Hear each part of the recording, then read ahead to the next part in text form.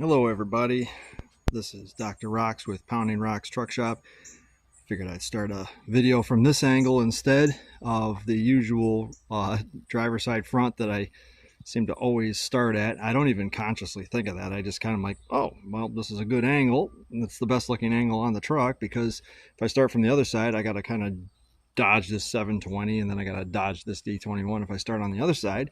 So I always start on this side. But here's what we did today. Some of it's not beautiful. I'm probably going to end up redoing a little bit of the brake lines here, but for testing purposes, this will be fine. The rear brakes are all replaced. So the old drums, the old shoes, all the old hardware, everything is new. I painted the axle shaft ends. I painted the drums, obviously. I'm also going to probably paint most of this underneath here. New wheel cylinders, new hardware, new shoes. I lubed the parking brake cables, which the parking brake does work on this truck.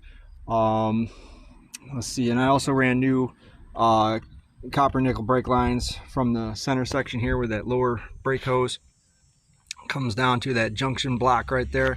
So we got new lines going to both sides. I'm probably going to spray paint them black because they're all kind of ugly and people will see those. So I'm just going to go back here with the paint and, excuse me, go wild. And because there's some areas that on the frame here that I do need to touch up as well, and I'm going to probably spray everything down just so it's all one uniform color back here. I don't know if I'm going to do the shocks. I might just do the shocks because I already got overspray on them. But yeah, these shoes.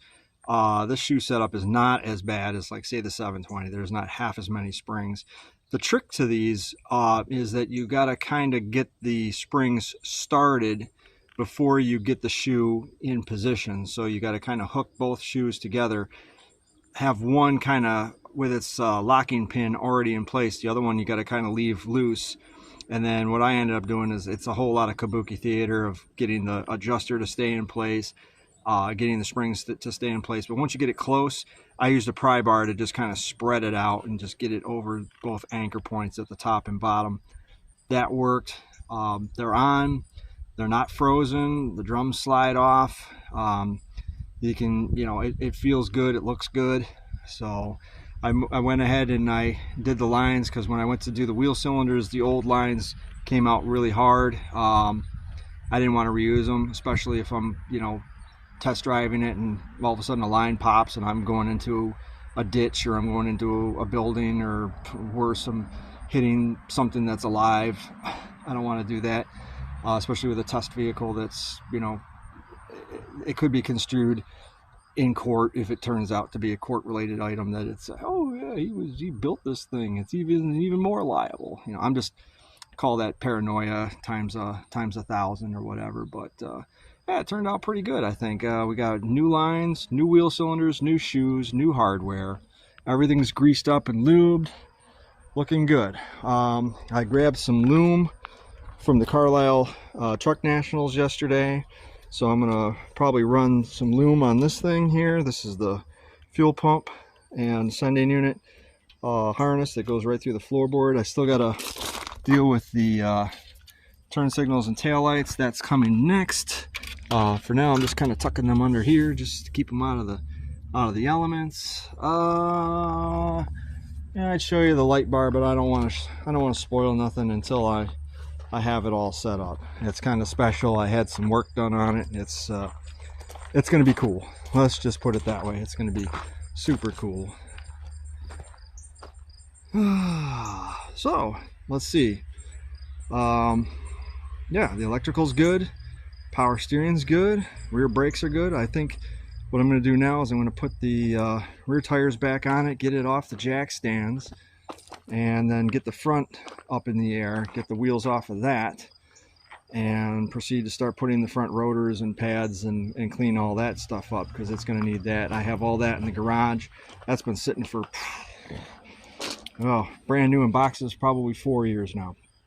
So it's about time that they go on. I really was hoping to have the carbon metallic pads, but nobody seems to be able to get the carbon metallic pads anymore for this thing. So as I said in a video many years ago, if you see carbon metallic like performance friction pads for one of these things, so apparently this camera will take a dump if it's too hot out. So it was like mid 70s today, and I was filming the rear of this truck, so I might as well show you guys here, the finished product, because the last video when the camera took a dump, this thing was still on the jack stands. But we got the brake lines done, we got the tires on. I got to get 2 lug nuts because these are shank style lug nuts, and I am missing 2. I don't know what happened to them. So I have a sample, so I'll take the sample to Napa. I'm probably going to shorten that brake line and get it to go up and over the shock mount. I don't like that. I don't like that at all. So, but it's not a big deal. It's not like it's difficult to do. I just shorten it, and, I can reuse that fitting that's on it. I just cut the line down and kind of drag it through that hole. There's the other side. That came up a little bit better. Not my prettiest work, but hey, what are you gonna do? Function over beauty. So yeah. So now we're on to the front. So when the camera took a dump, I basically finished tightening up the back and moved on to the front here. Them rotors have seen better days. But what I did do is took the wire brush to the caliper, and it came out pretty good. And since I'm not reusing any of the rotor or pads or any of that stuff, I decided to just hose it down with some brake caliper paint. And we'll let it dry, and then I'll take it apart, and then I don't have to worry about painting it while it's hanging or anything like that. But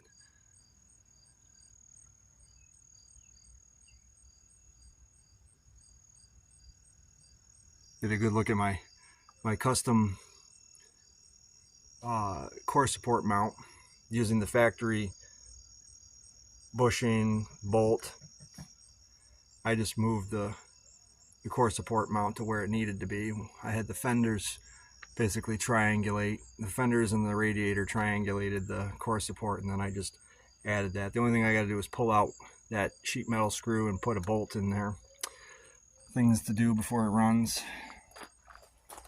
So we got rotors and pads. I'll probably do wheel seals. You can see where I swapped to manual hubs from auto hubs.